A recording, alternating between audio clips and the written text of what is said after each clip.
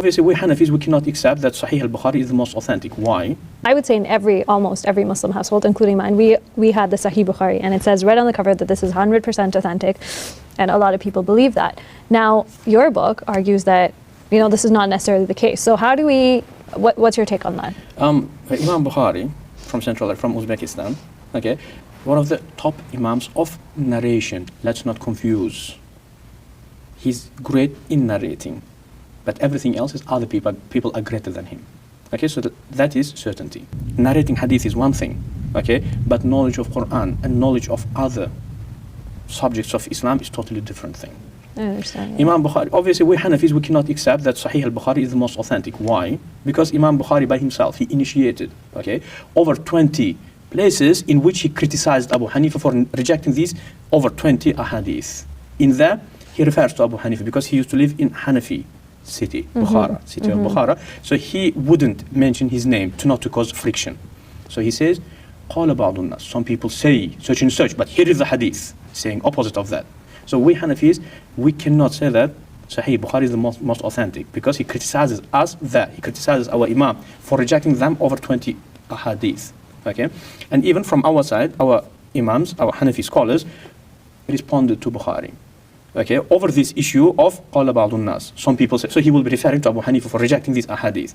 So they have compiled books in which they explain why Abu Hanifa rejects these 25. Based on the Hanafi principles and giving rational reasons. Yeah. So it means we Hanafis, obviously it is not the case in our time because contemporary Hanafis, they are Hanbalis. In fiqh, they are Hanbalis, in Aqidah, and Hanbalis nearly on everything.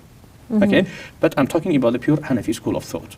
Okay. Now, do you think in our community, the Quran doesn't have a whole bunch of rules, restrictions, etc., and a lot of people rely on the hadith to, get the specifics of things.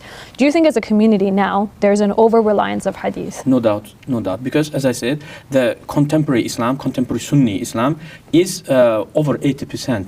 I mean, in more than 80% of the issues, they are Hanbalis. They have Hanbali approach. And Hanbalis do nothing except following the narrations. Okay? They do not compare the narrations to Quran. They do not adjust it by that. They do not compare the Quran on, for example, the widely accepted principles of Islam. Okay? But single chain narration can abrogate entire Quran according to them. We Hanafis, we cannot accept it. This hadith is narrated through many different chains in different versions. So in total, it will be authentic according to the contemporary principles of testing hadith. It says, according to them, Prophet says, the right of the husband upon his wife is that if pus and phlegm will be leaking from his nose, and if she licks it, she will be unable to fulfill his right. How does it sound like? I'm very disturbed right now. God says, what God says about the right of husband upon wife. God says, وَلَهُنَّ مِثْلُ الَّذِي عَلَيْهِنَّ بِالْمَعْرُوفِ. Wives have exactly the same right upon their husbands, which husbands have upon their wives. Where are they leaking the phlegm? Where are they leaking? Yeah, where did that come from? You understand? Where did you get it from?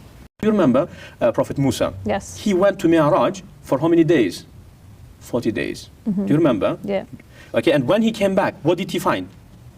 His message was destroyed.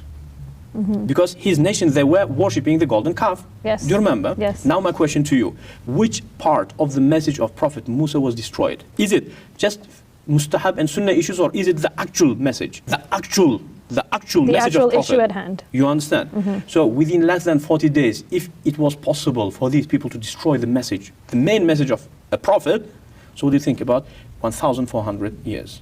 You understand? Yeah. Believing that even single chain narrations are preserved, this is very arrogant claim. You understand? God says, "Inna nahnu nazzalna dhikra." We have revealed the book, Quran, wa inna lahu lahafidhun, and we preserve it. God took care of protecting Quran, but everything else, it was our responsibility. Did we perform good or not? God knows. But believing that we did well, it is over-evaluating yourself. You understand? What about the average person now who's watching the show? We're also doing a series on problematic hadith, and their whole world is a bit overturned because hadith that you normally took for granted maybe no longer apply. So as an average person, say I'm reviewing hadith, I come across a hadith, for example, that doesn't make sense to me or that I don't agree with. Am I, as a person, average Muslim person who doesn't have a lot of knowledge, I read the Quran, I know about the seerah of the Prophet, etc., do I have the ability or the authority to say, you know what, this hadith doesn't really make sense to me, so I'm going to reject it? So in terms of rejecting hadith, that's a bit harsh word, you know. But what you can say, I'm not understanding it. You can leave it like that, of course. Okay. And then just ignore it completely. Ignore it, yes. But it's very possible that hadith could be authentic, but your understanding is not Limited, getting it. yeah. You understand? Yeah, so we just leave it like that. But as I said, for layman to enter paradise, he does not need to know all of them details. You understand? Do not oppress the people. Okay, do not lie to them. Do not betray them. If you gave your word, keep it. You understand? So all of the principles of Islam, which Rasulullah ﷺ was preaching from the day one, those are the main principles of Islam. If you're keeping them, welcome to paradise.